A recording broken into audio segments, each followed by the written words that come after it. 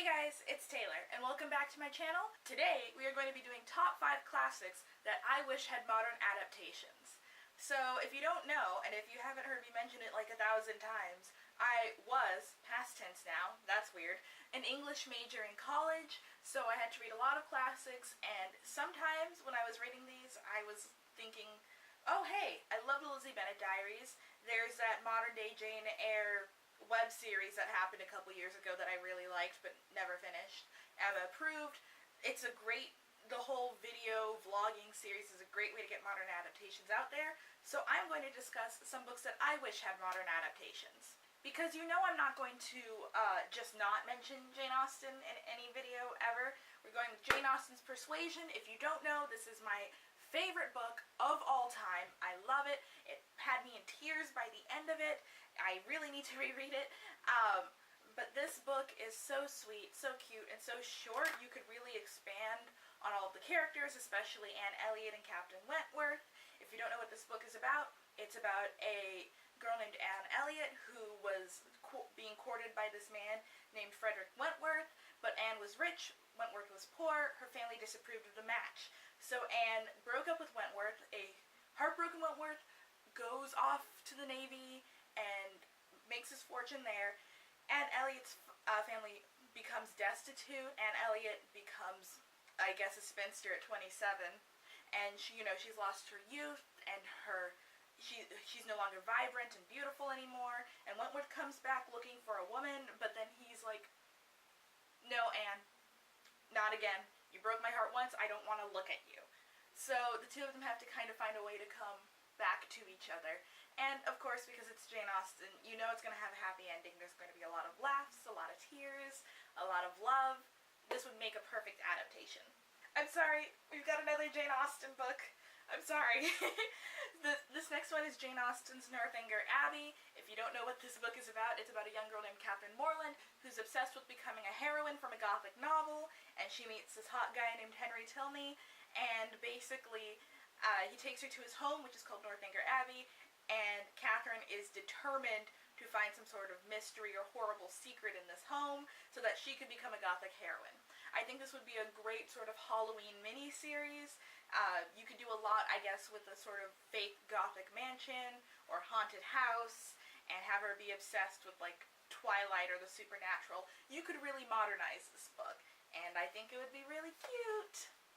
Next up, we've got another spooky book, but I do not own this book, and so I'm just going to hold up this little Shakespeare action figure my dad got me, but I'm going with Macbeth by William Shakespeare. This play is my favorite of all the Shakespeare plays, and I haven't read all of them, but it's always going to be my favorite. It's got witches, it's got ghosts, it's got men being driven insane, it's got murder. Love it. Love it.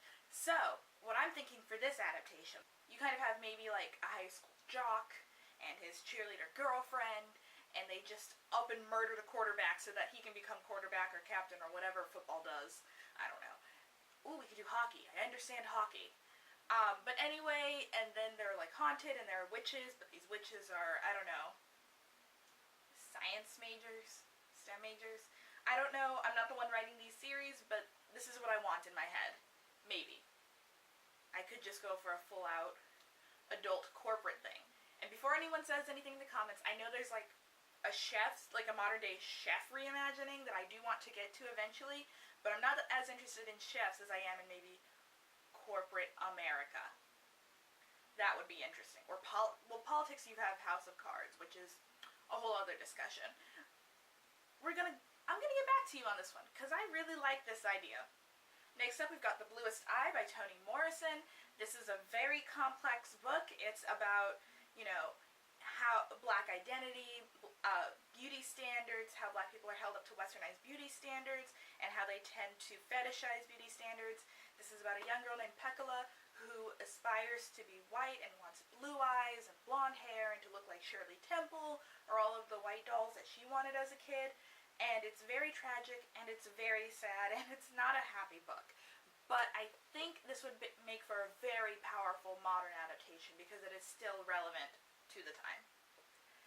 And finally, we've got Crime and Punishment by Fyodor Dostoevsky. I love this book. It's the book I pull out whenever I want to sound smarter than everyone else. This book is about a man who believes he is smarter and superior than the rest of the human race, so he just decides that to prove this, he's gonna go ahead and murder a woman and then, like, get away with it because he's smart, and because he's so smart, he won't feel any guilt over this. So he goes ahead, murders a woman, it kind of goes wrong, but she did, and then everything else in his life goes wrong. This man cannot handle being a murderer. Every time someone mentions axe or murder or the name of the lady he killed, he literally just kind of like faints. Like they'll say, "Hey, can you hand me that axe?" And he'll just kind of like drop.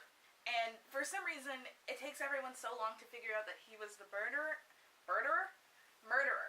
But I think this would be a really cool modern day adaptation with maybe a guy who goes on Twitter and gets into Twitter arguments with people because he thinks he's smarter, and then he kills someone, and then every time someone tweets like kill or murder, he just completely dies at his desk.